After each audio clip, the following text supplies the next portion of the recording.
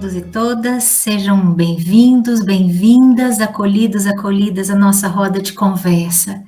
Para quem não me conhece, minha gente, meu nome é Flávia, sou mãe da Ana Carolina e Juliana, ex-estudantes da Gralha. Minhas filhas estudaram na Gralha dos 3 anos e concluíram o ensino médio na escola. Atualmente eu estou como coordenadora pedagógica do turno da tarde, trabalhando com crianças da educação infantil ao 5º ano do ensino fundamental, anos iniciais. Tenho alguma trajetória já de alguns anos na Gralha. Já fui professora da educação infantil, trabalhei em todas as séries do ensino fundamental, anos iniciais. Tive um bom tempo como professora alfabetizadora também, nas primeiras séries dos anos iniciais.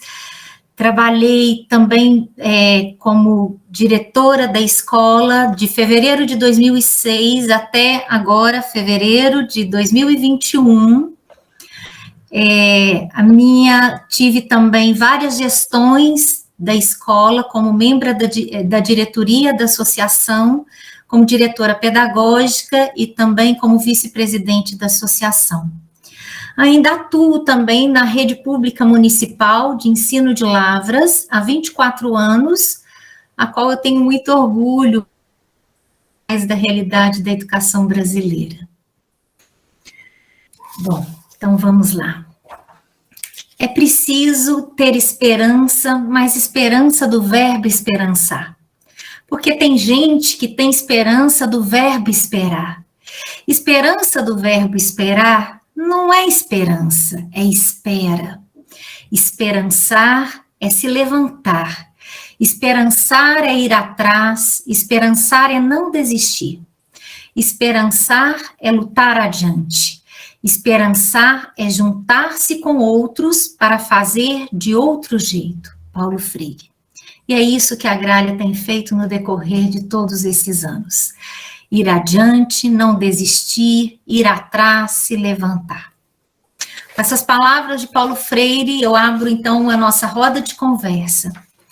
A Escola Cooperativa Gralha Azul foi criada em 1987 por um grupo de mães e pais que almejavam uma educação diferente da escola convencional. Uma educação que envolvesse estudantes e famílias na busca pela aprendizagem efetiva e que o poder de decisão fosse realmente participativo. Uma escola em que a administração realmente fosse aberta a todos e todas que quisessem assumi-la. Em que as famílias pudessem participar do cotidiano escolar com os educandos e educadores e que tudo fosse feito de forma simples, sem consumismo, com basamento na ciência da educação e na pedagogia moderna. No dia 23 de setembro, amanhã, a nossa escola comemora seus 34 anos de vida. Esse ano temos o privilégio de comemorar com o centenário de Paulo Freire. Dia 19, domingo agora, Paulo Freire faria seus 100 anos de vida. Paulo Freire foi um pensador e um dos maiores educadores brasileiros. Ele dedicou grande parte da sua vida e do seu trabalho à educação como um pensador da condição humana e o que a educação pode fazer para nos transformar e nos libertar. Pensou também numa nova ética, uma nova teoria do conhecimento e até mesmo numa nova estética, pois em suas ideias o saber, a virtude, a liberdade, a solidariedade, a beleza, a vocação humana, o amor e a felicidade constituem momentos de um mesmo todo. A proposta pedagógica freiriana utiliza como ponto de partida a linguagem e o diálogo, e se caracteriza por ser dinâmica, que se faz e refaz a partir da interação coletiva entre educadores e educandos, num humanismo concreto. Educação como esperança e prática de liberdade.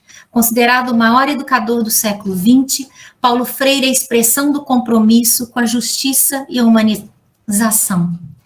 Paulo Freire é um dos autores que fundamentam e embasam desde sempre o trabalho da nossa escola numa visão de construção da nossa história. E para comemorarmos, então, os 34 anos de vida da gralha e o centenário de Paulo Freire, pensamos em uma roda de conversa e convidamos a professora Abigail, que vai nos contar um pouco mais desse educador. A nossa roda de conversa, minha gente, será organizada em 3 momentos.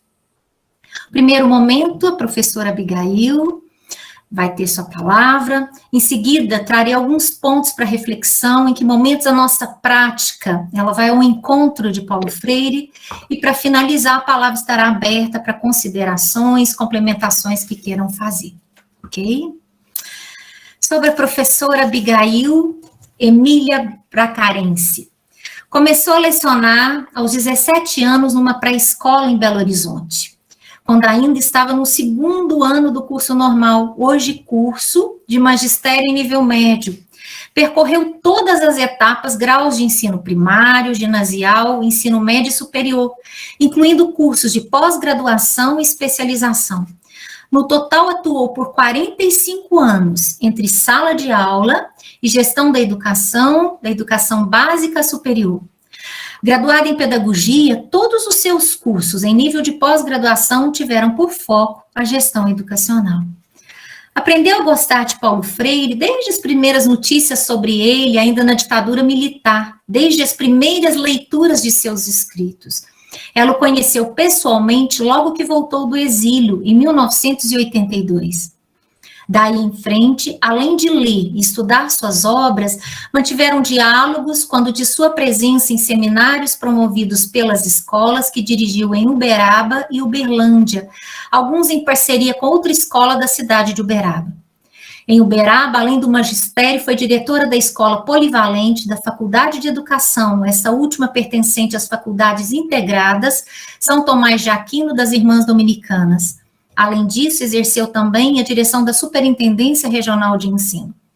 Em Uberlândia, foi professora da Faculdade de Educação da Universidade Federal de Uberlândia, diretora da Escola de Educação Básica também da UFU e diretora executiva da Fundação Municipal de Educação do Trabalho.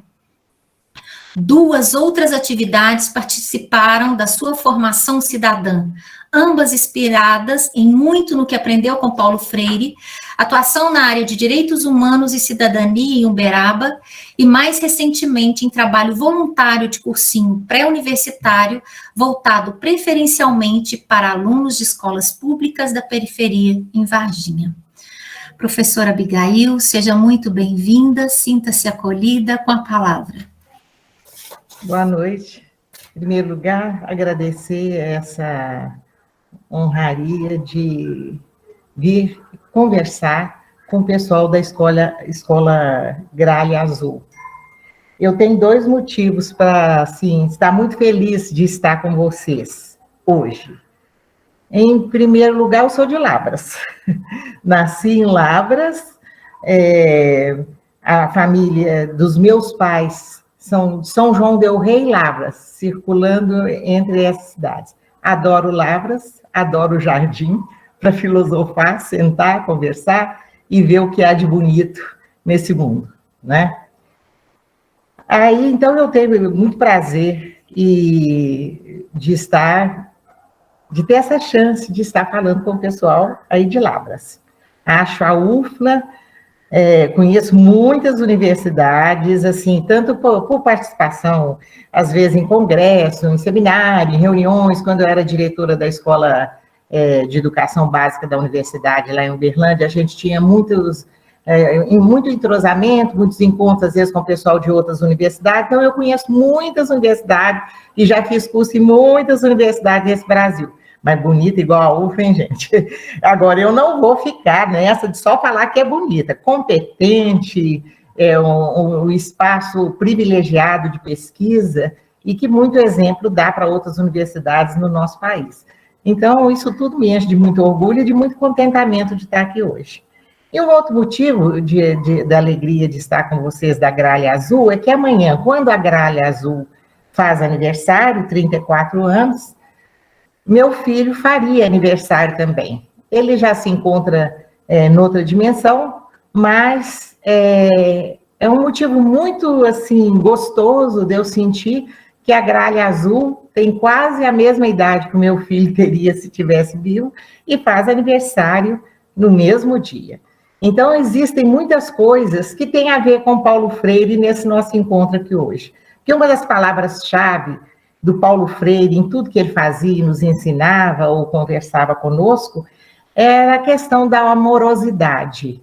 Uma pedagogia que se firma numa relação de afeto muito grande, não um afeto, assim como dizem na gíria, assim, babaca, mas um profundo respeito pelo ser humano, um profundo carinho pelo ser humano, um olhar muito bonito entre as pessoas que estabelecem essa relação de ensinar e de aprender, né? Então, por essa vertente da amorosidade permeando a relação entre as pessoas e conduzindo as pessoas ao que o Paulo Freire dizia, né, a ser mais nessa condição de se tornar cada vez mais sujeito nas relações, e não um é o sujeito que comanda e o outro é o sujeito que se submete, mas naqueles sujeitos, né, que experimentam essa sensação de viver a igualdade, de viver a dialogicidade, né? Então, isso tudo é muito importante quando a gente pensa no prazer que esse momento de hoje nos traz. Ela já falou algumas coisas aí da minha experiência em educação. Para falar a verdade, eu não escolhi na vida ser pedagoga e muito menos professora. Não foi uma escolha, assim. Contar um tiquinho, porque faz parte da gente se entender, né? A gente morava em Belo Horizonte, meu pai era militar e morava em Belo Horizonte, e eu participava de muita coisa na área de arte em Belo Horizonte. Eu era de coral, eu era do Grêmio Litero-Cultural Leonel Franca, eu fazia teatro, mas eu era do movimento estudantil. Eu fui, naquela ocasião, em 64, eu fui vice-presidente, segunda vice-presidente da União Estudantil Católica de Minas Gerais. Eu já participava e militava com todas as limitações da pouca idade para compreender uma porção de coisa, mas eu estava ali, participando de tudo. Por isso mesmo, pela participação no movimento estudantil, naquele ano, que foi o ano que se instaurou, né, a ditadura militar no Brasil, meu pai foi transferido para Uberaba, onde ele foi comandar um batalhão que atingia todo o Triângulo Mineiro e Alto Paranaíba, em torno de umas 90 cidades, era a circunscrição do trabalho dele. E eu estava preparadíssima para prestar o vestibular da Belas Artes na UFMG, porque o meu sonho era a arte. Então, eu já pintava, desenhava também, essas coisas todas, e meu pai, por causa de eu participar do movimento estudantil, e a coisa estava muito feia, e inclusive o presidente da nossa chapa tinha acabado de ser preso quando meu pai foi transferido, ele não deixou ficar morando em Belo Horizonte. E eu estava terminantemente proibida de continuar com esse negócio de movimento estudantil. Chegou em Uberaba, não tinha escola de artes em Uberaba. E uma amiga foi passar as férias logo no primeiro semestre, eu tinha terminado o terceiro normal, passar as férias logo no primeiro semestre lá, e foi comigo na faculdade de Filosofia, Ciências e Letras, porque não tinha ainda a Universidade de Uberaba, tinha uma faculdade federal de medicina e várias faculdades particulares, né? O Uberaba veio a ter universidade somente agora, né, dentro da proposta petista de criação de universidade, tudo que foi transformada em universidade federal, né? A faculdade do Triângulo de Medicina, e criaram vários cursos, juntaram outros tantos, e se transformou em universidade. Então, naquela época, eu não tinha jeito de fazer um curso de artes em Uberaba. E uma amiga que tinha ido passear lá em casa, logo no primeiro janeiro que a gente morou em Uberaba, janeiro, fevereiro, foi comigo na faculdade de filosofia para a gente ver que curso que eu podia fazer. E ela olhou e falou assim comigo: Abigail, faz pedagogia, você tem tanto jeito. Aí Ela falou isso para mim, eu peguei e fiz a cruzinha na pedagogia, entrei para a pedagogia. Aí eu considero o seguinte, tive excelentes professores, era uma faculdade das freiras dominicanas, que tinham também a participação de dominicanos lá da cidade, que eram hiper engajados no movimento político, né, que naquele momento tinha muita pertinência, todo esse engajamento na tentativa de superação das amarras e das condições que nós estávamos vivendo. Então, eu entrei para um curso de pedagogia com a cabeça, assim, de artista, você entende? Então, eu comecei a vivenciar uma palavra que é muito, muito cara para o Paulo Freire, que é a transgressão, né? Então, ele mostra que não existe uma educação libertadora, não existe uma educação que trabalha sujeitos autênticos, sem não existir a possibilidade de você fugir da ordem estabelecida, né?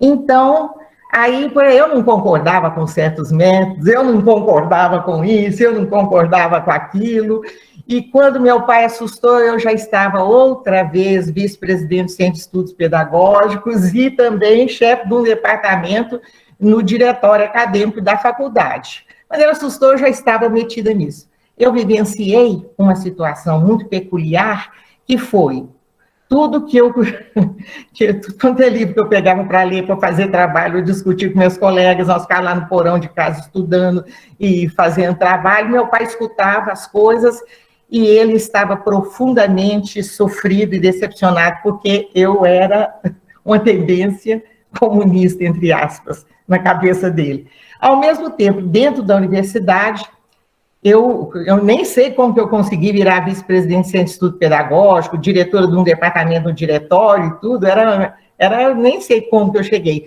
Que era uma discriminação danada por causa de eu ser filha de militar, e principalmente um militar que a cidade inteira conhecia, porque era o comandante, justamente na época da ditadura.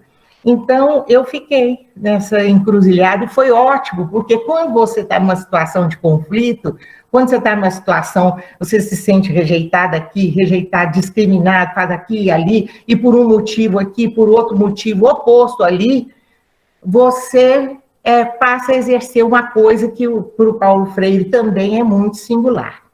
É o ato de ser inventivo, de ser criativo. Porque para você dar resposta, para você encontrar soluções, para você se safar de uma realidade que te oprime e te agride, você tem que ser uma pessoa capaz de imaginar, de levantar hipóteses, de trabalhar com uma outra realidade que vai saindo da sua cabeça a partir da leitura da realidade concreta.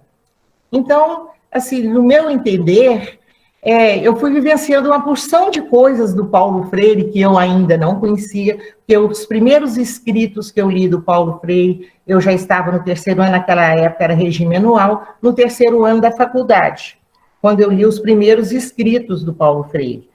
E Pedagogia do Oprimido tinha sido traduzido, publicado, e também outros livros dele, tinha livros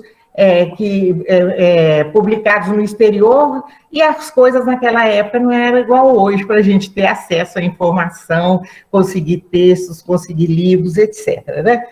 Então, eu fui vivenciando práticas que eram desafiadoras, práticas que eram incomodativas, e ao longo dos estudos, eu ia descobrindo a explicação daquelas práticas, compreendendo aquelas práticas. E naquele momento, o nosso curso de pedagogia, ele tinha uma carga horária enorme de filosofia, porque a origem da faculdade era a faculdade de filosofia, depois que foram criando outros cursos.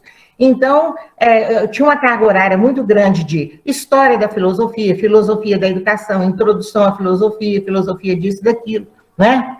E em segundo lugar, uma carga horária bem grande de psicologia e sociologia.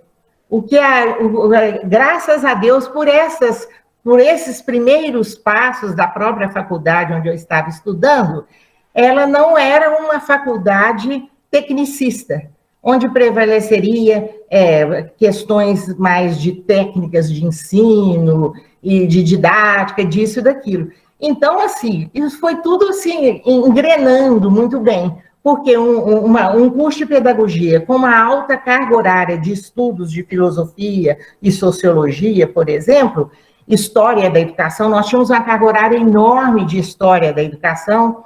Então, esse curso ajuda muito mais a gente pensar o ato de ensinar do que um curso mais tecnicista, que pensa que com as receitas didáticas disso e daquilo, que a gente vai ensinar bem. A partir do momento que você compreende o fenômeno, né, da educação, compreende a realidade, onde esse fenômeno se dá, onde ele acontece, tem uma visão do sujeito, do educando, muito mais como sujeito do que como na pedagogia tradicional e convencional, como um objeto da minha atenção.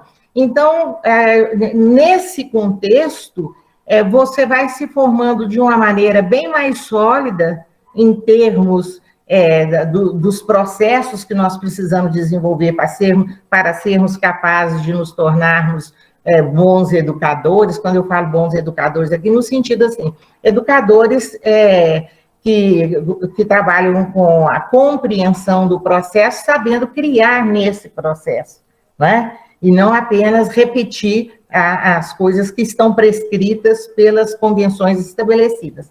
Então, assim, eu acho que, ao dar esse testemunho, de como se foi processando a minha construção como educadora, que não era uma opção inicial, fica fácil de compreender por que se estabeleceu um diálogo bonito, profícuo, um diálogo profundamente humano, grande, com o Paulo Freire, a partir do momento que eu o conheci pessoalmente e a partir do momento que eu já estava estudando muitas obras do Paulo Freire, né? E de muitos daqueles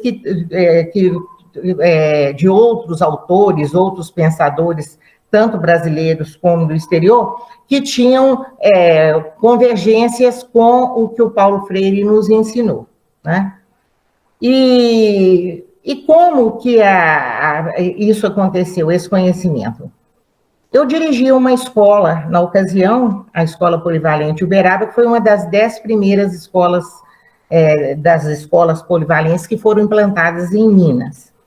E lá nós trabalhávamos, assim, entrou para essa escola, eu entrei para essa escola juntamente com vários professores dessa mesma faculdade onde eu estudava, gente com uma formação que tinha estabelecia muita convergência entre nós, e também a seleção para professores dessa escola foi uma seleção, apesar de mais conteudística, foi uma seleção muito exigente, e nós tínhamos um grupo de professores, assim, que era um grupo que nos desafiava muito.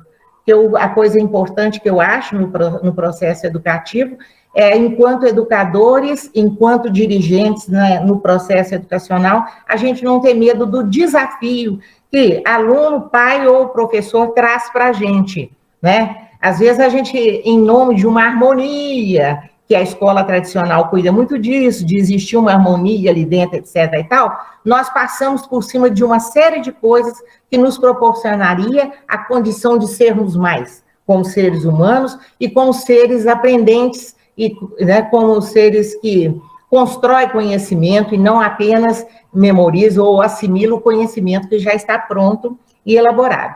Em função disso, eu me preocupava muito do processo na escola de estudo dos professores. A gente sabe que os professores da escola pública, e o Polivalente foi uma experiência e teve muita condição em infraestrutura nos 4 anos da experiência. Mas tão logo a rede foi entregue para a rede pública do Estado, começou a aparecer todas as dificuldades que nós conhecemos na rede pública do Estado, né? O professor horista, o professor com uma remuneração muito baixa, O professor, que para poder se sustentar e dar conta do recado, tem que lecionar em várias escolas, correr de uma escola para outra, e ele acaba não tendo nem recurso financeiro, nem tempo para estar permanentemente aprendendo, permanentemente se atualizando.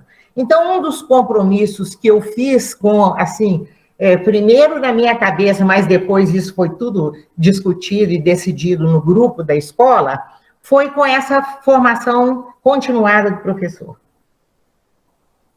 Então, não existe possibilidade de uma educação, por exemplo, alternativa, uma educação mais rica, uma educação que realmente seja consequente, se o professor trabalha com um dado conhecimento que ele adquiriu não sei quando, enquanto estudava, e nunca mais tem chance de dar sequência a acompanhar o desenvolvimento das coisas e, ao mesmo tempo, fazer as suas próprias descobertas. Então, eu tinha um compromisso muito radical com a formação continuada dos professores.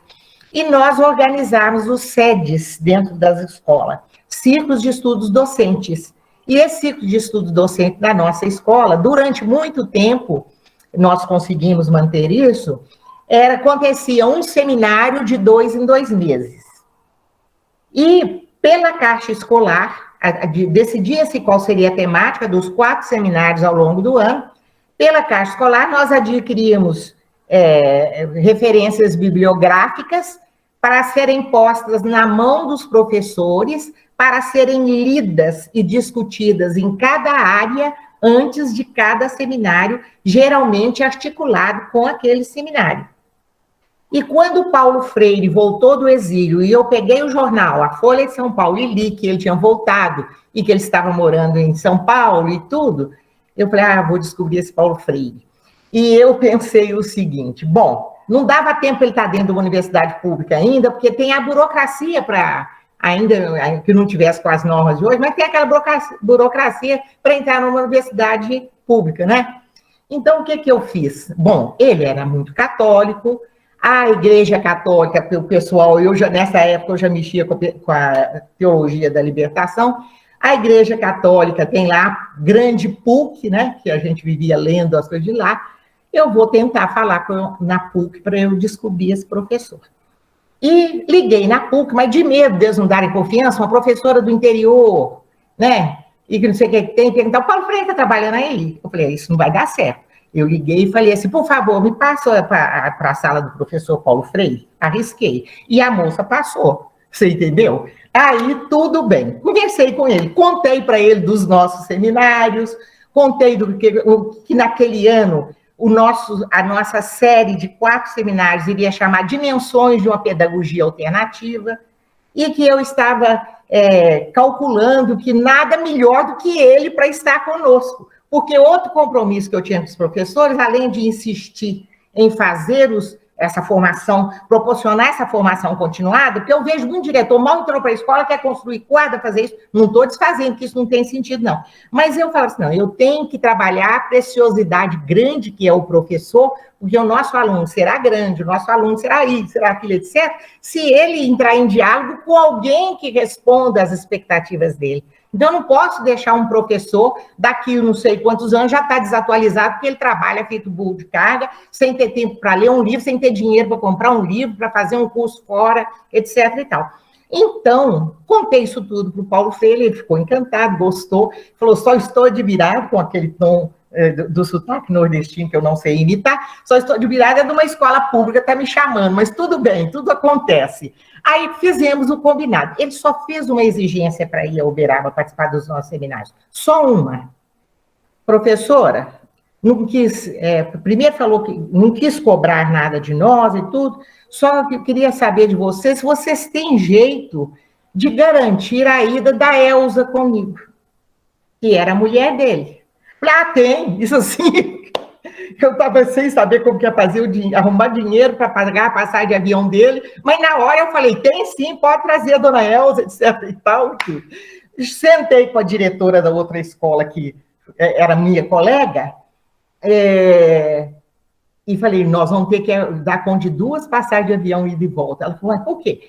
uma para ele, outra para a mulher dele, porque é a única coisa que ele pediu. Então, nós vamos ter que dar conta. E nós demos conta. Aí nós fizemos toda uma estrutura, não pedimos patrocínio para ninguém. Que a nossa norma, quando a gente fazia, porque o meu compromisso envolvia, a formação continuada envolvia duas coisas, que os professores tivessem na mão os livros que precisavam ser lidos, sem gastar. Nós providenciávamos. Eu vou até mostrar um troço aqui para vocês. Gostei.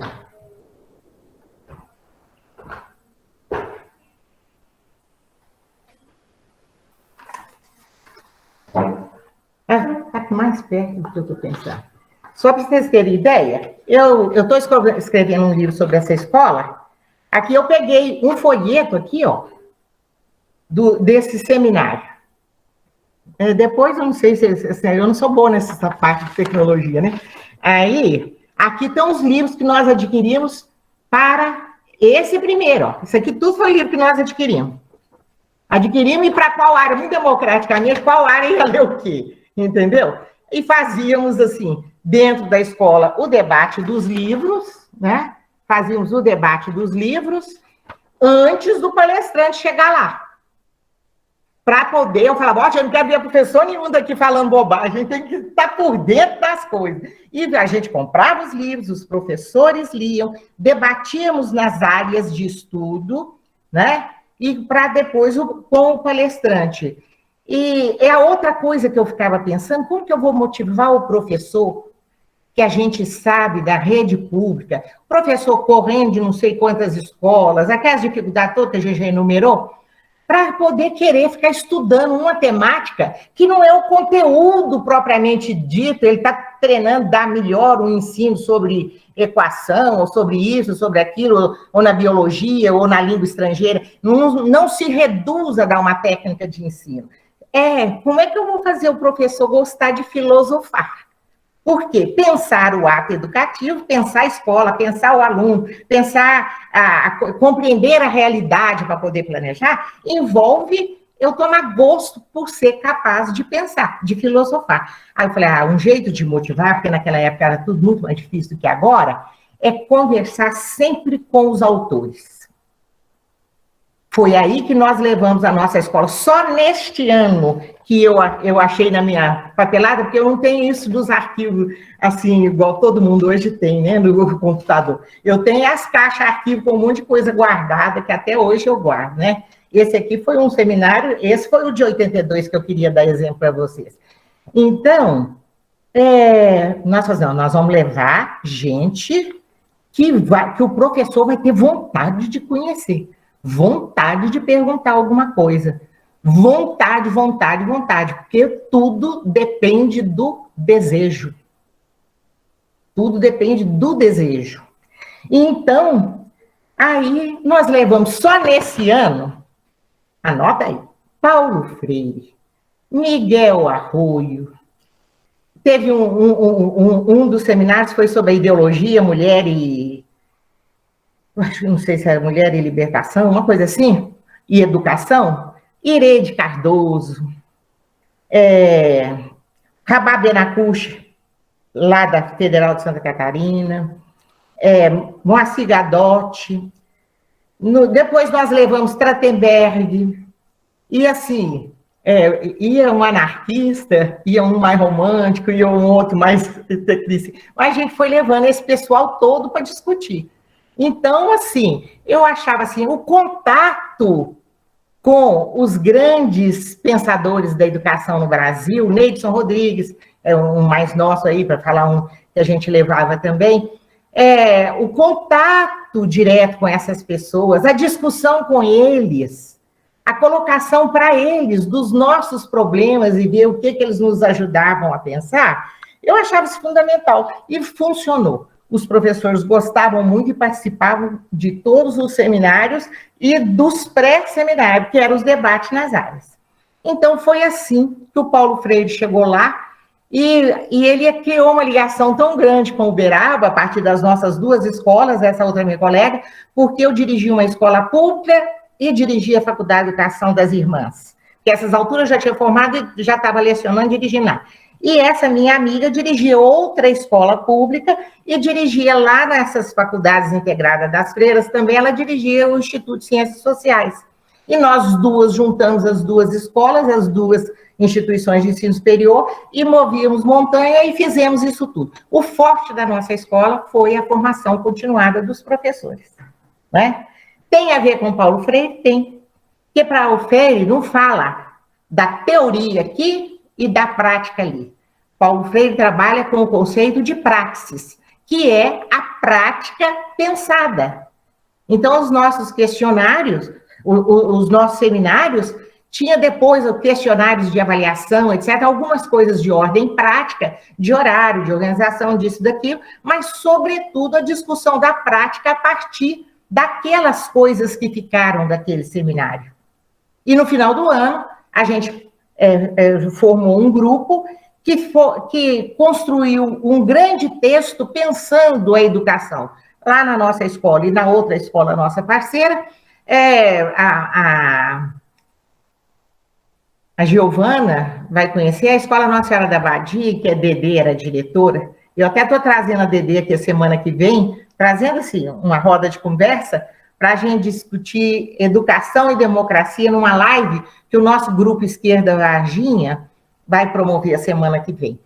Então, essa professora, uma grande professora de sociologia lá em Uberaba, diretora de uma escola, então nós fazíamos isso tudo junto, nós aprendemos muito, os professores participavam de tudo, e isso foi um grande encontro com as ideias do Paulo Freire, porque se tem uma coisa central no Paulo Freire, é essa concepção da prática pensada. Ou seja, você constrói um processo melhor de educação na escola onde você está trabalhando, a partir do momento que o que se faz é analisado e referenciado pelas teorias que nos inspiram, igual no caso da gralha azul aí, entre as várias concepções que vocês trabalham, parece que é central o trabalho com as concepções de Paulo Freire, então deve ser o que vocês o tempo todo estão fazendo, né? Pensando a prática e fazendo essa prática caminhar. Então, eu já falei para vocês de uma concepção de amorosidade na prática, que foi muito presente no Paulo Freire, já falei esse problema da prática pensada, mas eu anotei algumas coisas que nós não podemos esquecer de discutir. Eu perco muito o tempo, sabe? Eu sou de um tempo que a gente dava aula falando demais, sabe, Giovana? Estou com medo de eu extrapolar. Mas, assim, o que eu achei que é ponto de partida importante aqui com vocês? O conceito de educação escolarizada e de educação popular. Porque, na verdade, o pensamento freiriano foi gestado num contexto de educação popular, de modo especial, da alfabetização de adultos. E tem gente, eu já vi gente dizer, como é que eu vou ficar querendo Paulo Freire dentro da escola onde eu dou aula, se ele não estava trabalhando numa escola nos moldes nossos, ele trabalhava com a educação popular. Eu não vejo antagonismo. Existem pontos de partida que tem muito a ver. Eu anotei aqui para não esquecer. É claro que a educação escolarizada, ela trabalha prevalentemente, ela tem como ponto de partida para se organizar o saber elaborado, acumulado e sistematizado ao longo da história da humanidade. Saber elaborado, acumulado e sistematizado. Isso, na educação escolarizada, esse é o ponto de partida. Na educação popular, o ponto de partida é a existência concreta do educando, da realidade do educando. Ah, então lá não tem isso? E na saber popular não trabalha com o saber sistematizado? Não é, uma coisa não exclui a outra. O que acontece é que pelo método que, inclusive, ele criou, para eu me organizar para ensinar a ler, para ensinar a conhecer, para ajudar o grupo na educação popular a conhecer, eu vou partir da existência concreta do educando a partir da pesquisa do universo vocabular do educando. Pelo universo vocabular do educando, eu faço a descoberta do que é significativo para aquele educando, para eu construir as palavras a partir das quais eu vou discutir a realidade, fazer leitura de mundo, e a leitura de mundo, como algo que precede a leitura da palavra, é que vai fazer a aprendizagem no processo de educação popular ser significativa para o aluno. Enquanto que o espaço do saber elaborado, que é a educação escolarizada, que precisa também fazer, identificar o que é significativo para o aluno, para ele se interessar, ele carece que essa leitura de mundo se dê a partir de contextualizações, né? Então, é muito fundamental no processo da educação escolarizada essa capacidade dos educadores e da instituição chegar a um processo de contextualização tal, próximo do que interessa à faixa etária com a qual estão trabalhando, ou da camada social a qual o aluno pertence e tudo, que faça aproximar disso, aproximar o educando disso de tal forma que aprender para ele ganhe significado e desperte o interesse dele. De qualquer maneira, eu considero que seja expressão-chave a compreensão da realidade. Não existe aprendizagem significativa sem compreensão da realidade, permeando todo o processo que acontece ali. Para ir mais adiante, outro item que a gente, quando discute Paulo Freire na educação, para mim, o mais importante que o Paulo Freire batia sem parar, a questão do diálogo. Se eu procuro compreender a realidade, superar as desigualdades é uma condição que vem em seguida, que é consequente. Compreensão da realidade traz superação de desigualdade. O que é superação de desigualdade? Nós temos, na situação, na concretude da vida dos nossos educandos, nós temos o problema de vivermos uma sociedade vertical, injusta, desigual, etc, etc, etc. Então, para essa superação de desigualdade que se impõe, nós sabemos que o método do Paulo Freire de realmente descobrir o universo vocabular e, a partir da discussão desse universo vocabular, se organizar para educar, é uma coisa importante. Mas, no caso da educação escolaridade, da educação escolarizada, acontece um outro tipo de superação de desigualdade que o Paulo Freire já contou para a gente sobre isso. Ele quando ele estava na hora de estudar, assim, pré-adolescente, adolescente, ele já tinha uma visão da questão de injustiça social, uma coisa muito grande, que a família dele estava passando por uma dificuldade econômica muito grande, teve que mudar de cidade, foi morar numa cidadezinha com muito mais dificuldade, etc. Mas a mãe dele tinha muita visão das coisas, assim, de querer que o filho estudasse, e ela foi para Recife, rodou várias escolas em busca de conseguir uma bolsa de estudo para ele. E realmente conseguiu. E ela conseguiu numa escola, se não me engano, Oswaldo Cruz, lá em Recife, de um nível muito bom.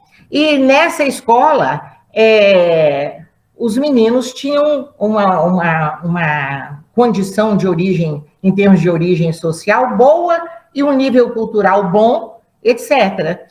E ele era a criança pobre da turma. E ele, o diretor, o casal de diretores da escola que deu a bolsa para ele, avisou para a mãe, nós vamos dar uma bolsa para o seu filho, mas você avisa que ele tem que ser bom aluno. E não sei o que tem, fez as exigências. E o Paulo Freire via que estava muito diferente, né? Os alunos, os saberes, os fazeres, os modos de ser dele com aquela meninada. Mas ele gostava demais da língua portuguesa, de estudar e de ler, etc. e tal, e ele começou a descobrir uma coisa.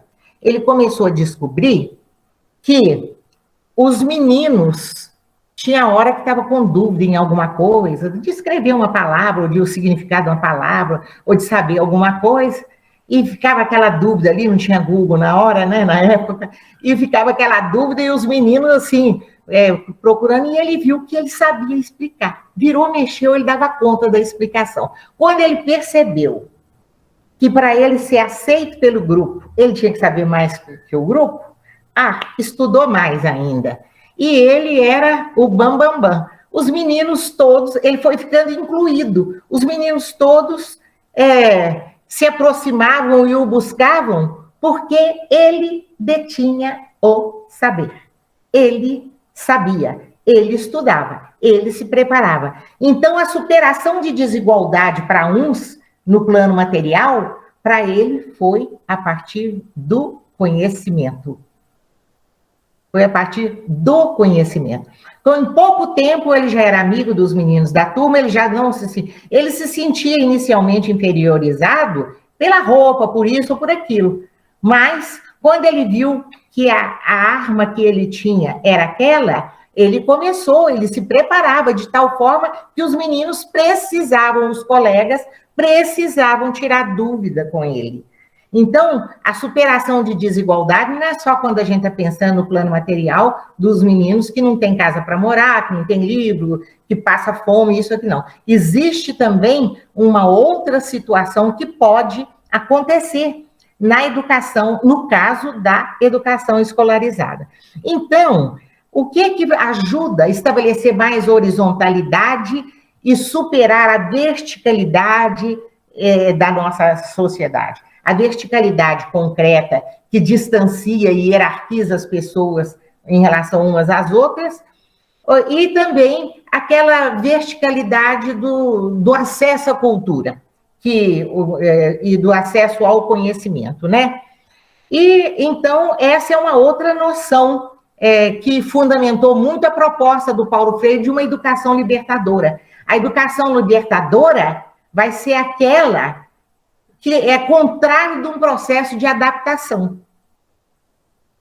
Ele não poderia simplesmente passar a querer frequentar os mesmos espaços, ter o mesmo vocabulário, as mesmas coisas que uma meninada que tinha outra condição, mas ele ele descobriu, ele inventou, ele criou a arma que seria possível usar para não se sentir discriminado nem rejeitado. Então, a educação libertadora é o contrário da adaptadora, né? Outro dia, numa discussão, uma pessoa falou assim para mim, nós estávamos discutindo Paulo Freire, e a gente falou da horizontalidade, do diálogo e tudo, então teve uma pessoa que achou o seguinte, não é possível ser tão horizontal, a escola é o saber elaborado, etc e tal, e nós precisamos reconhecer que o aluno tem que aprender o que o professor tem para ensinar, porque a sociedade é vertical, não adianta, não tem como negar, como quem diz nessa fala, estava explícito que o aluno tem que se adaptar à sociedade onde ele vive, completamente contra Paulo Freire, não tem que se adaptar, ele tem que superar, transgredir, avançar, não é? Então, a escola que visa adaptar o aluno a um dado modo de ser estabelecido em regimento previamente, ela está negando Paulo Freire. Por falar em regimento, uma coisa que eu fiz experiência nas várias escolas que eu trabalhava, a gente é obrigado, vai aprovar um curso para poder uma escola funcionar, tem que ter o regimento. E o regimento já vem até os esqueminha, né? As pessoas só completam ali, tarará. Então, você tem que cumprir alguma coisa para poder funcionar, não é? Mas uma coisa que mais tem a ver com a necessidade de disciplina, com a negação da permissividade, com o exercício da autoridade sem autoritarismo, é a gente desenvolver os acordos de convivência. Certo? Então, dentro de uma escola, eu posso ter determinadas normas que, por uma questão, assim, da realidade objetiva da educação escolarizada tem que acontecer, se vai ser regime anual, semestral, a promoção vai ser assim, ou vai ser assado, a avaliação da aprendizagem vai ser assim, vai ser assado, etc. e tal, determinadas coisas. Mas eu posso estabelecer que aquela convivência que desafia a formação humana, a formação questionadora, a formação crítica do educando, eu posso estabelecer uma série de normas de convivência favoráveis a isso, a partir do acordo de convivência discutido com os alunos, os pais. Então, acordo de convivência, eu posso ter um acordo de convivência para a faixa tal ou tal, ou para o turno tal ou tal, não necessariamente tudo igual. E o acordo de convivência traz um resultado enorme, porque os alunos se tornam mesmo sujeitos e as crianças e os jovens costumam ser mais rigorosos do que nós quando tem que cobrar alguma coisa, quando tem que exigir alguma coisa. Então, foi na base deles serem sujeitos da elaboração do acordo de convivência, deles participarem daquilo, que a gente consegue que o aluno realmente nos ajude a sermos autoridades sem sermos autoritários, nos ajude realmente a evitar que a permissividade seja excessiva ali, seja algo que afaste e faça com que as pessoas condenem o processo educativo que acontece ali, né? Para isso tudo acontecer, gente, eu já vou encaminhando aqui para poder a gente discutir, para isso tudo acontecer, uma coisa Paulo Freire apontava como imprescindível, a questão da coerência, né? Somente tendo a coerência como garantidora de uma relação ética entre nós, é que a gente vai poder construir um pensamento crítico com um nível, no melhor nível possível. Quer dizer, para ser coerente, eu tenho muitas vezes que exercer, ele usava muito a expressão paciência histórica. Eu tenho que exercer a paciência histórica, quer dizer, aquela paciência com o processo. Eu tenho que exercer essa paciência histórica na base de argumentos e contra-argumentos, para eu afastar qualquer indício, resquício de autoritarismo, sem perder a autoridade com os educandos. E, ao fazer isso me exige uma coerência danada. Se eu declaro que é uma educação que quer trabalhar com os alunos numa relação em que ambos são sujeitos, para ambos serem sujeitos, eu tenho que sair do pedestal como professor, né? Mas sair do pedestal não é deixar que o aluno faça o que queira. Que o aluno extrapole as possibilidades de fazer o que ele quer, o que ele deseja, né? Nesse sentido que eu queria dizer. Então, aí vem umas exigências. A escola em tempo integral é uma das exigências sérias. A escola que promove a educação integral é outra exigência séria. Educação integral não é educação de tempo integral, né? Então, o que é que acontece? Para o professor ter essa possibilidade de não ficar ansioso no diálogo e querer chegar ao finalmente, falar oh, isso pode, isso não pode, ou tal coisa tem que ser assim ou não ser assim, tem que ter um tempo elástico. As coisas não podem estar subordinadas estritamente a 50 minutos de aula, a não ser o que tenha isso, aquilo, sabe? Nesse sentido, nessa escola, nós temos até uma experiência muito boa de trabalhar com projetos integrados para as disciplinas cujo conteúdo era prevalentemente formativo, né? Então, quando a arte, uma formação em valores, naquela época tinha, né, a moral e cívica, ao invés de serem trabalhados como conteúdos a serem ensinados, mas eram conteúdos a serem vivenciados e discutidos para o aluno construir seus valores, seus princípios, etc. e tal, nós precisamos de ser uma escola em que o tempo nos ajude, a disponibilidade de tempo nos ajude. E uma escola também referenciada pelo conceito de educação integral, não por aquele conceito que o Paulo Freire criticou do saber do professor ser depositado na cabeça da aluna, a concepção de educação bancária frente à concepção de educação libertadora. Então, fazer uma educação crítica e uma educação progressista, uma educação libertadora, supõe superar essa escola tradicional que se preocupa em depositar na cabeça do aluno uma série de informações, ao invés de desenvolver determinadas habilidades, determinados princípios, determinados valores que façam com que o aluno procure os saberes, né?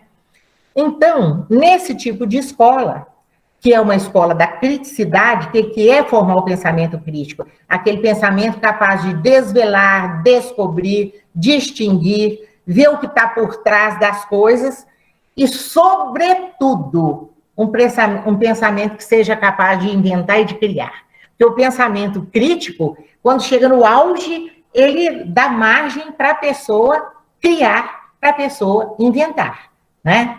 E o que é que o mundo precisa? As mentes criadoras capazes de encontrar soluções para os problemas econômicos, para os problemas políticos, para os problemas de saúde pública, para tais problemas.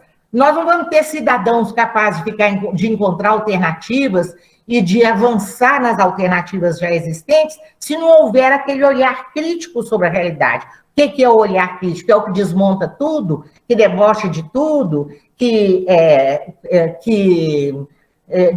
destrói o saber do outro? Não. O olhar crítico é aquele que desvela a realidade. É aquele que descobre o que está por trás das coisas. E para que esse olhar crítico seja algo que permeia toda a vida da escola, a nossa pedagogia, diante do pensamento freiriano, tem que ser a pedagogia da pergunta. A pedagogia da pergunta, entretanto, a gente tem que tomar cuidado, para a gente não trabalhar com aquela pergunta na ordem direta, que praticamente condiciona a resposta do menino. Eu tenho que aprender mais do que só fazer uma pergunta, aprender a questionar. Porque questionar lança dúvida. E se nós não fizermos uma pedagogia da dúvida, nós não fazemos a pedagogia da construção do conhecimento. Queria dar esse recado, que eu sei que o tempo é contado, assim, de início, só para provocar o que é que a gente pode conversar. Avancei, né? Passei do horário, dona Giovana? Um tiquinho, o tempo é sempre um problema, né? Como você tem. Pois é, desculpa. Sem problema, eu tento avançar um pouco mais na minha fala. Então, professora Abigail, tem uma fala do Guimarães Rosa, no Grande Sertão Veredas, que eu aprecio bastante, que ele diz que é no junto de quem sabe muito que a gente aprende a fazer o melhor, né? Com certeza a gente vai sair daqui hoje renovados com a sua fala. Então, minha gente, né, o meu segundo momento seria sobre a prática, trazer algumas reflexões sobre a prática nossa. Quando me pediram essa roda de conversa, né, e aí eu fiquei pensando dentro da minha experiência, em quais momentos, né, ou quais das nossas ações que a gente dialoga com Paulo Freire, que a Gralha vai ao encontro de Paulo Freire. E aí eu selecionei algumas delas que eu considerei mais importantes, né, trouxe aqui, depois a gente deixa a palavra livre, então, para que colegas, se quiserem, complementar também, ok?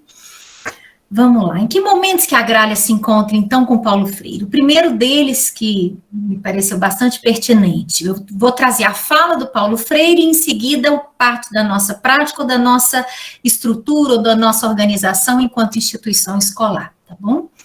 Se formar no mundo é algo que existe humanidade, compromisso com o outro.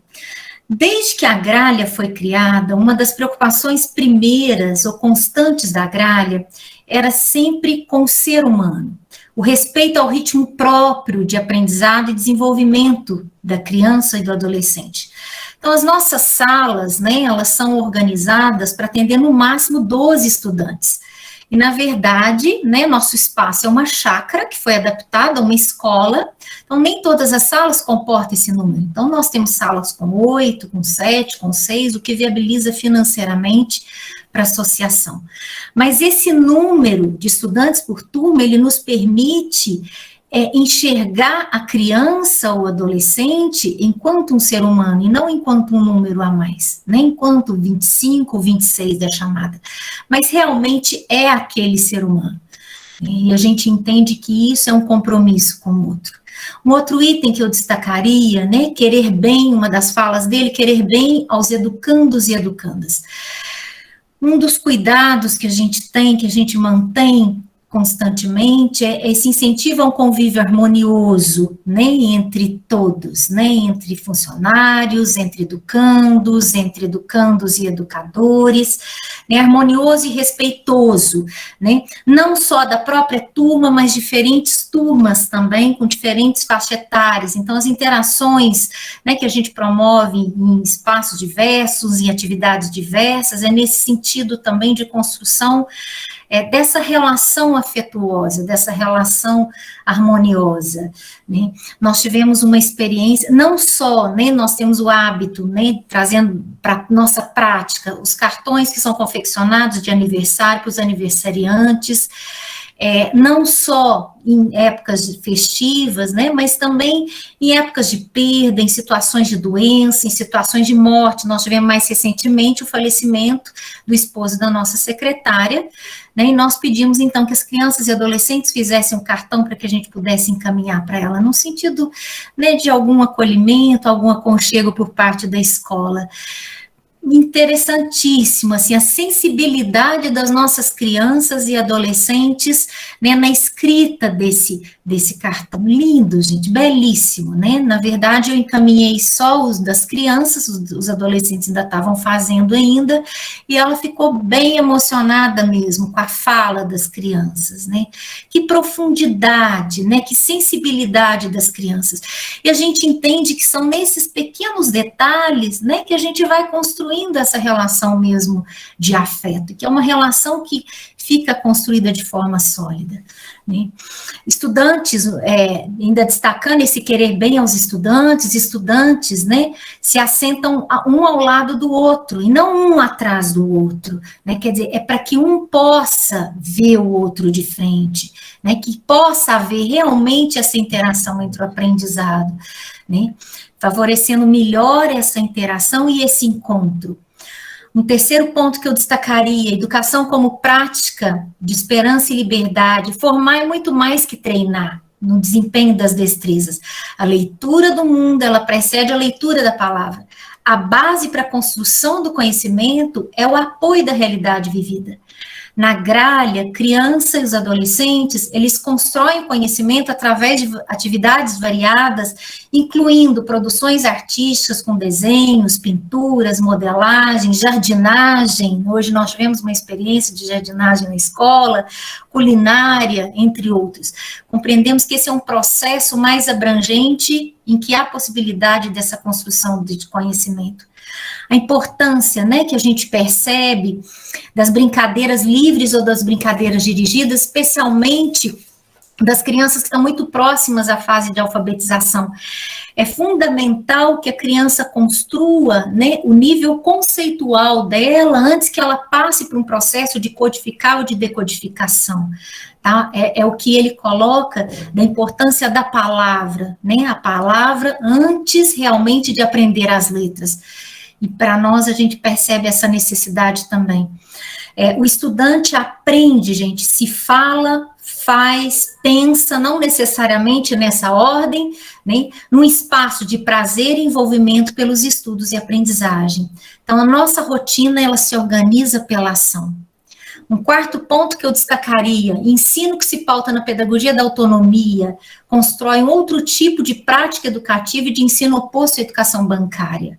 Voltando também às nossas atividades do cotidiano, as atividades do desenvolvimento integral, com estímulo à criatividade, estímulo à construção de autonomia, originalidade, capacidade de expressão escrita, falada, corporal. A criança e adolescente são incentivados, né, a exercitar o desenho livre, a escrita espontânea. Na gralha, a gente não tem desenho pronto para que a criança possa colorir, né? É importante que ela mesma faça o próprio desenho, ainda que, né, as pequenininhas em forma de garatuja.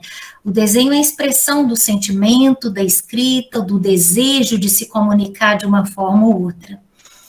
Proposta didática da educação infantil, também construída a partir de um tema gerador de interesse, um tema próximo da criança, né? Seja a casa, brincadeiras e brinquedos, que tem sido desse ano, as estações, enfim, algum tema que realmente vá ao encontro e próximo da criança. As nossas ações culturais e de integração que envolvem estudantes, professores, famílias, favorecem a nossa construção de autonomia que diferencia o nosso cotidiano. Então, essas são algumas ações que envolvem toda a comunidade escolar. Livro artesanal e sarau literário, que eu destacaria. A Feira de Ciências e a nossa Feira Cultural, que é um momento também de extrema riqueza em termos de aprendizado. A Noite de Talentos e Sabores. As atividades juninas, tradicional acampamento em Itutinga, que tem um cunho mais social, mas que, na verdade, são momentos que fortalecem, que aproximam as pessoas e fortalecem os laços afetivos com toda a comunidade escolar. Nós acreditamos que essa é uma possibilidade de construção dessa educação diferenciada da educação, desse modelo de educação bancária, que simplesmente, né, o conhecimento ele é imposto e ele é apresentado, né? Então, são as várias situações diversas do cotidiano que a gente entende que vão fomentar e vão favorecer, vão alimentar essa construção dessa educação diferenciada e dessa autonomia também. Um outro item que eu destacaria, aprendendo a ouvir o outro e a respeitar as suas ideias. Cada um aprende também a dizer a sua palavra. E esse é o caminho por onde viaja quem, ao mesmo tempo em que aprende a ler e a escrever. Né? A gente procura e busca, gente, né? É claro que é um exercício diário e contínuo, né? É um desejo e é aquilo que a gente tenta exercitar na nossa prática diária. É um incentivo ao diálogo verdadeiro, real, em que há realmente um interesse dos educandos e educadores a participação desse diálogo. As regras nossas as regras de convivência, elas são construídas, né, entre crianças e educadoras, né, entre adolescentes, educadoras e educadores, né, e afixadas no painel da sala ou um lugar de fácil acesso, né, num sentido de que todos possam refletir sobre as regras, né, que foram apresentadas e possam buscar tentar cumprir essas regras. Em caso de transgressão dessas regras, as crianças, né, o próprio adolescente, são chamados a conversar individualmente, dependendo da situação, ou mesmo em assembleias, dependendo também da faixa etária, em assembleias com os responsáveis, com a equipe escolar, justamente para que seja reavaliada a postura, no sentido também de tentar uma medida educativa, né, na construção desse entendimento das ações e dessas transgressões que de repente possam surgir, tá? Um outro item que eu destacaria, pesquisa, liberdade, curiosidade e criticidade. Sua didática visa a criação de um clima de busca, de pesquisa, de diálogo, de respeito ao outro. Um clima do trabalho, de ensinar e aprender, que torne a aula uma vivência de trocas e de reciprocidade. O currículo obrigatório, a gente busca trabalhar de forma contextualizada e atualizada. Leituras, estudos, pesquisa, reflexão, produção escrita fazem parte do nosso cotidiano. As oficinas, as discussões, entrevistas com profissionais de áreas diversas, são atividades que vêm enriquecer e procurando dar um significado maior ao aprendizado e estender a ação educacional além dos muros, dos portões da escola. Um outro item que a gente destacaria também, que é fala de Paulo Freire, a corporificação das palavras pelo exemplo. Professoras e professores participam junto das reflexões, das oficinas, das brincadeiras, construção de painéis, cartões coletivos, o cultivo da horta, atividade de culinária.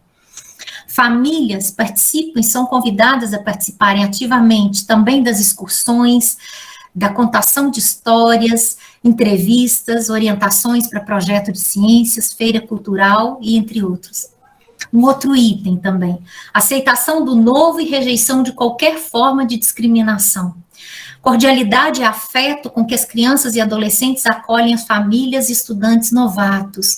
Nós estamos num processo de acolhimento, né, de famílias que vêm conhecer, que têm ido conhecer a nossa escola.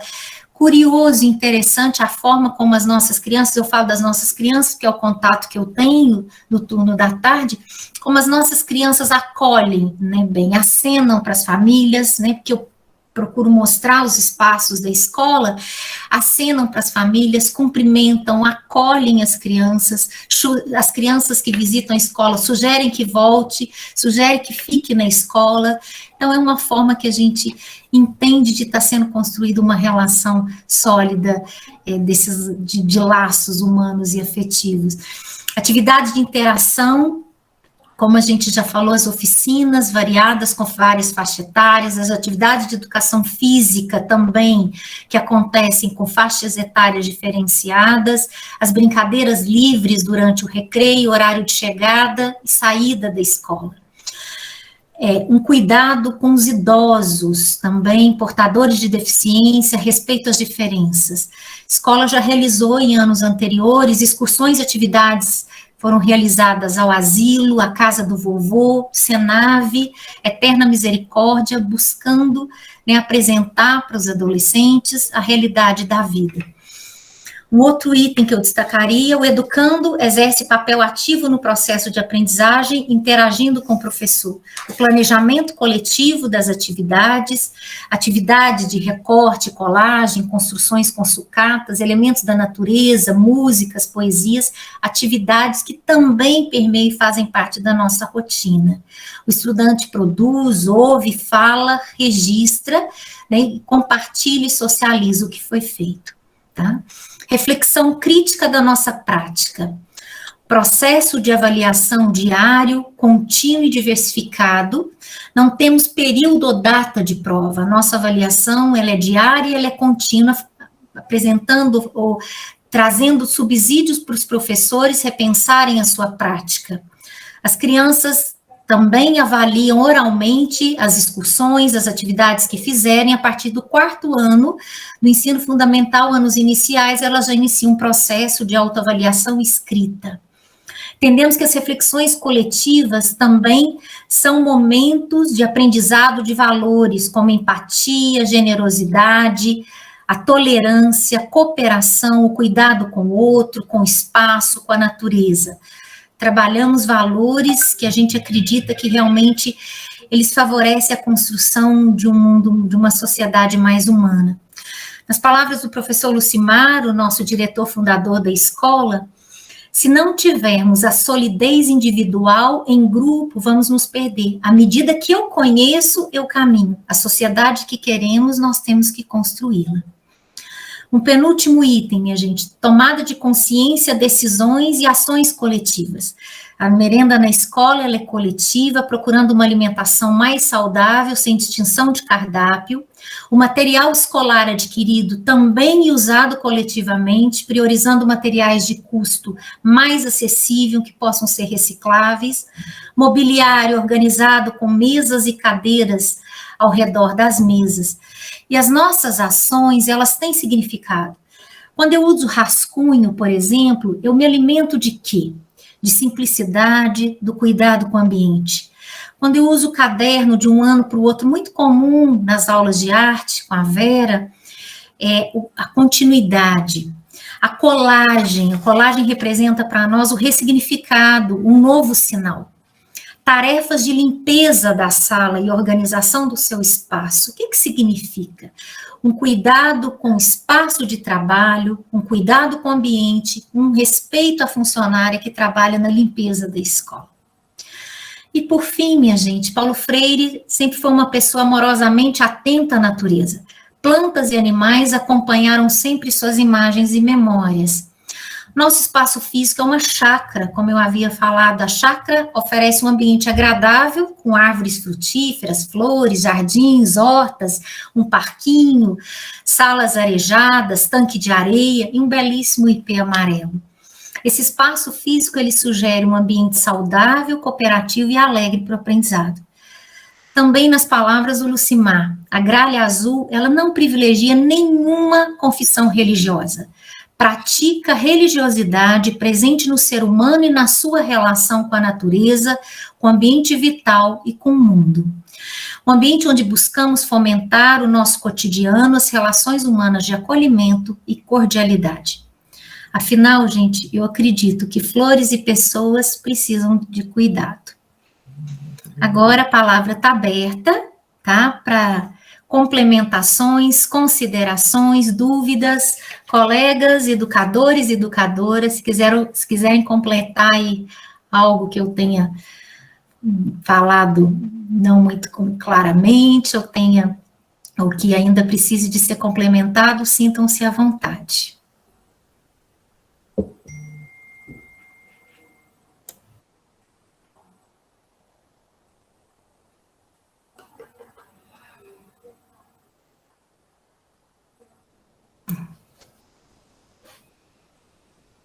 Temos algumas falas, professora Abigail aqui no chat.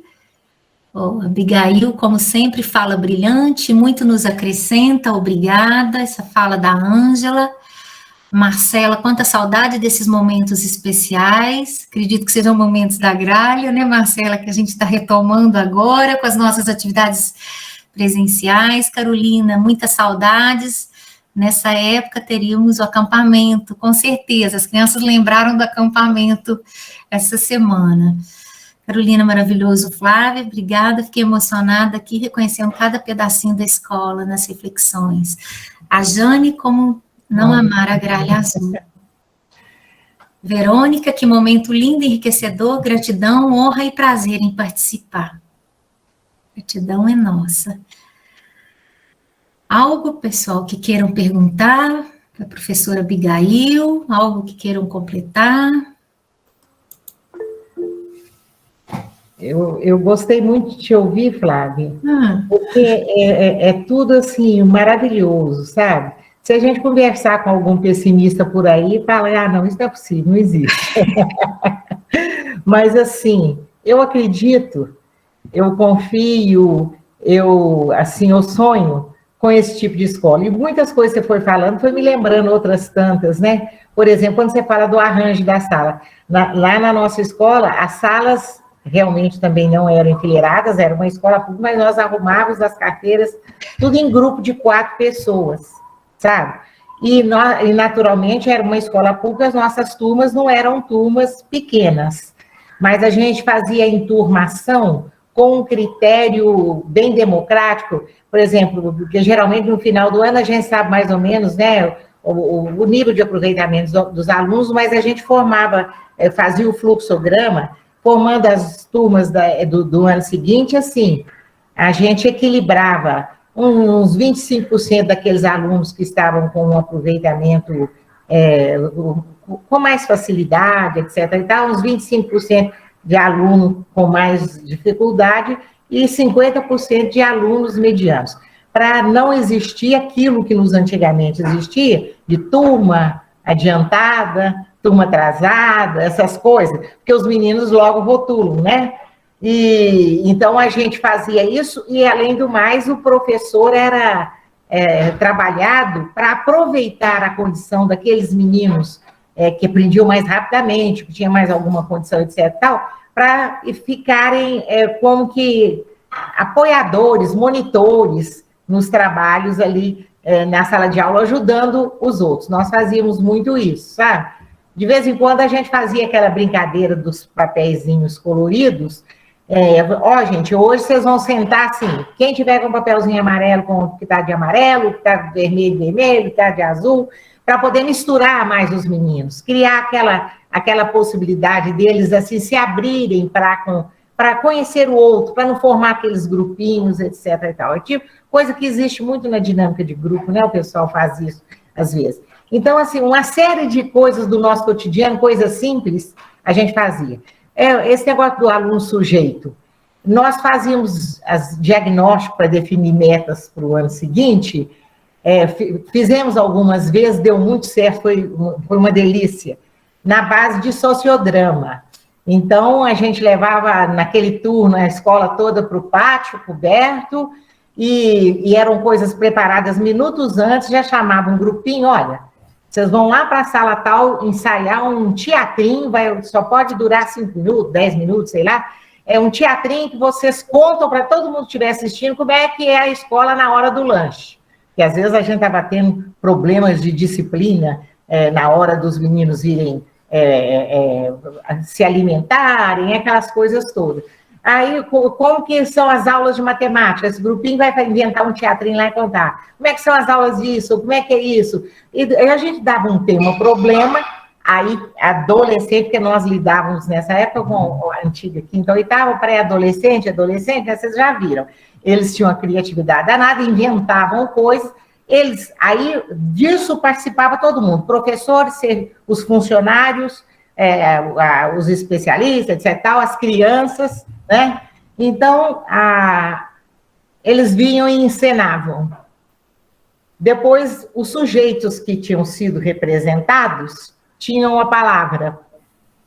E eu me lembro, só para ser rapidinho, eu me lembro que uma vez os meninos encenaram, eles lá na hora de pegar o pratinho deles lá na cantina e ir para a mesa, uns meninos mais levados, que na hora que a serviçal ia pôr a coisa no prato dele, ele puxava o prato, caía tudo no chão, e era aquela bagunça, adolescente, sabe?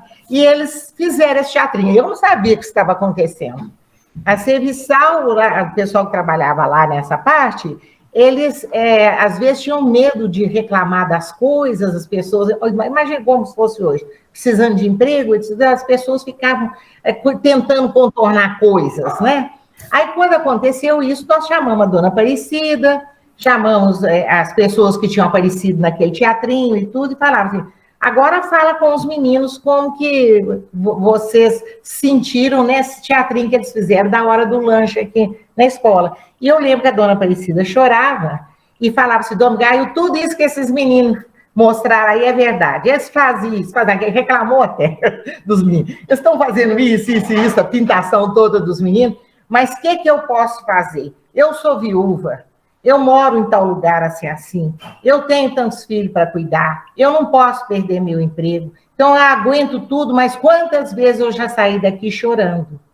Quando a cantineira falou isso, sabe o que é um pátio de meninos sentados em bancos e no chão, assistindo os teatrinhos? Fazer silêncio total. Silêncio total. Porque a dona Aparecida deu um testemunho chorando. Entendeu? Aí eu pergunto para vocês, precisou passar sabão? Precisou tomar medida? Precisou fazer alguma coisa? A pedagogia do afeto. Isso aí fez as pessoas sentirem um sentimento que fez com que eles pensassem diferente sobre o que estava acontecendo. E assim por diante. Né? Então, a gente trabalhava com isso para fazer o diagnóstico, para ajudar a definir as metas, as coisas para o ano seguinte, sabe? Quando a gente ia fazer o plano global da vida da escola para o ano seguinte. E com a participação de todo mundo, alunos, os servidores, os professores, etc. e tal, muitos pais, às vezes, se envolviam também. Estou dando um exemplo. Então, fazer o aluno sujeito da aprendizagem, e quando eu estou falando aprendizagem, não é só aprendizagem de conteúdo, sujeito dessa aprendizagem integral, aprender a ser mais, os valores e os próprios princípios que os ajudam a aprender mais o conteúdo também, né? Isso tudo. Então, fazer uma coisa assim, tornar sujeito não é algo difícil, não. A gente tem que querer, como dizia o Paulo Freire, tem que ter paciência histórica, paciência com o processo. Eu não posso querer que amanhã eles já estejam todos assim, já tenham todos revisado o modo de comportar, mas a gente tem que provocar a discussão, a gente tem que provocar a reflexão. Quer dizer, a nossa prática só tem um salto qualitativo a partir do momento que é uma prática pensada, né? Então, essas coisas todas, isso tudo tem jeito de fazer na escola. Basta realmente a gente ter o fundamento para não fazer por imitação, por ativismo puro, mas fazer por convicção, uma convicção fundada, fundamentada, pensada, né? E tem muitas outras coisas. Me dá uma saudade danada. Eu estou quase indo para a Gralha Azul, viu, gente? Vontade de estar lá, porque eu acho que a coisa é muito bonita. Eu estou imaginando, sabe, né? Assim, a gente fantasia. Não existe educação bonita sem fantasia, né? Uma fantasia que eu estaria querendo dizer assim, sem utopias, não é? Não existe. Se a gente não tiver essas utopias do coração, se a gente não tiver isso no nosso cotidiano, se a gente não gostar da criança, né? Você falou o problema de amar a criança. Eu, quando dava aula para o curso normal e para a pedagogia, eu falava, a primeira coisa, para com esse negócio de dar aula revoltado, eu não queria ser professor, eu não aguento isso, não aguento o diretor, não aguento o superintendente de ensino, não aguento o governador, não aguento ninguém. Não, entrou na sala, olha para os menininhos, pensa lá dentro assim. Isso é a física quântica hoje que eu falo que é coisa da física quântica, mas naquela época eu não sabia que era. Então, a gente olha para os menininhos, pensa só assim, eu te amo, eu quero que hoje você aprenda bastante coisa comigo. Eu te adoro, eu gosto de você, eu quero ver você aprendendo. Se você entra para a sala e vai julgando essas energias, O menino olha para você, daqui a pouco tá te dando beijinho, tá vindo te perguntar as coisas só para ficar perto de você, você entendeu? Então, a gente tem que gostar profundamente do ser humano e desejar profundamente que o menino, os jovens, as crianças que os pais nos confiaram ali, sejam, assim, sujeitos do nosso amor. E é com esse amor, sem nenhum romantismo barato, é com esse amor que a gente vai fazer descobertas de como resolver uma dificuldade de aprendizagem da criança. Não é? Senão eu não descubro, se eu não tiver aquele desejo sincero do fundo do meu coração, que a criança seja feliz ali, que a criança aprenda, que a criança evolua, fica meio difícil. O que é mecânico não muda a realidade, né? E a meninadinha está aí, ó. Estou aí vendo as meninas querendo dar tchauzinho.